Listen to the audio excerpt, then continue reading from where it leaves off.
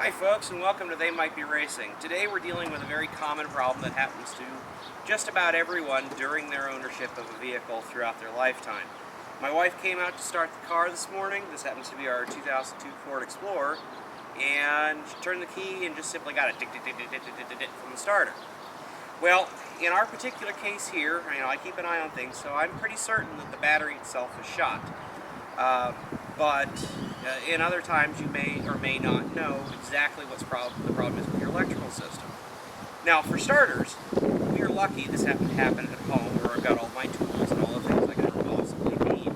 This can happen to you on the road, and most commonly does at the worst opportune moment. So, to make sure you're ready for when your battery dies on the road, you need to have a couple things in hand. Number one, you need a set of jumper cables. I'm amazed how many people don't carry them anymore.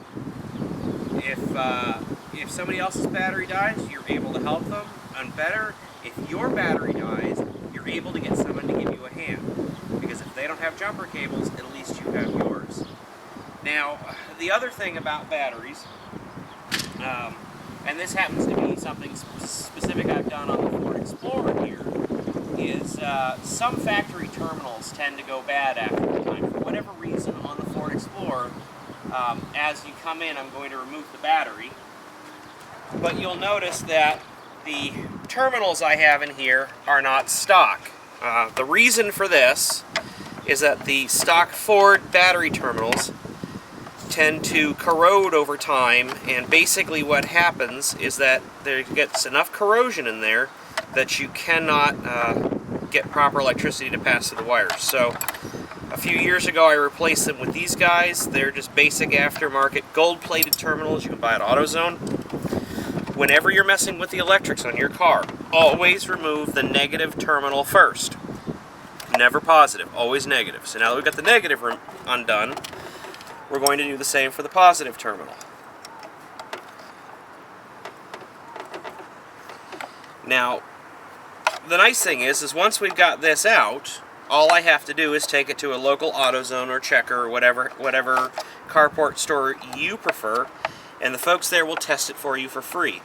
I happen to go to AutoZone because it happens to be nearby, and it still has a bunch of old guys working at it instead of young kids, so they tend to know what they're doing. So once I've got this off, what we will do is we will take it to the AutoZone.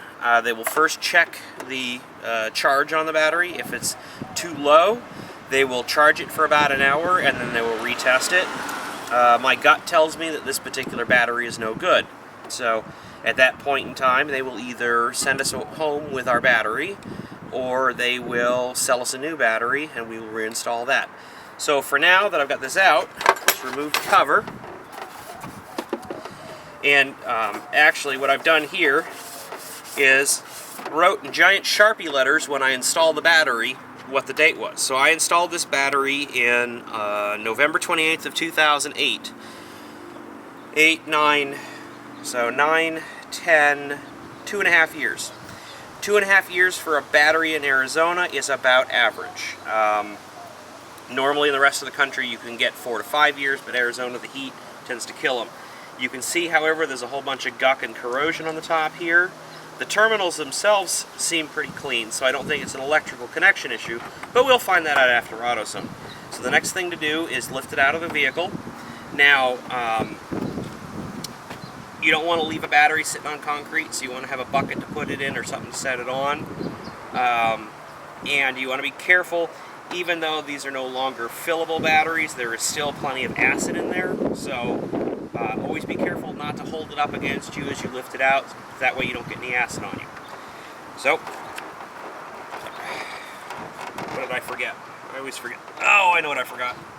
So the other piece that I forgot, and I'll have to go grab a 10mm wrench, is there is a retainer down here at the bottom of the battery, and that's a wedge-style retainer. It's used to hold the base of the battery in place. So basically speaking, all you have to do is get in there with a 10mm socket head,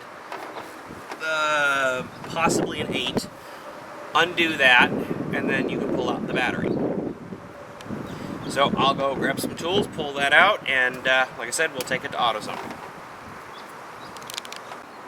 So hey folks, we're back from the store with our new battery. Now, before you set it in place, like I just did, you want to go and clean out any debris in the bottom of your battery tray. The nice thing today was our battery was free. It was free because we bought the top brand battery, and it carried with it a 3-year warranty. It turns out that the date was 2008 on my old battery, but we were still within warranty. So, set it in place, put today's date down on the battery with a Sharpie. What's the date today? 17th. So we now know when the battery was installed. All batteries come with a little plastic cap on the negative terminal of the battery. You want to pull that up and lift it off. And next is to set the base. Now I mentioned this before. This little guy is an 8mm. It's a little rubber piece that sets in against the battery to hold it in place.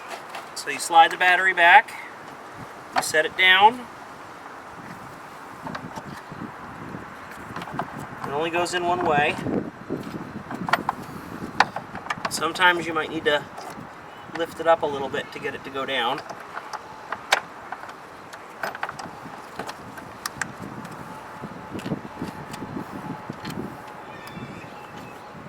Or make sure you got it right way around. And insert that and tighten it up. Now the goal of this is, as it tightens, is the wedge creates pressure against the battery and it holds the battery in place. Once you've got that all tightened up, the next thing to do is to put your cover on.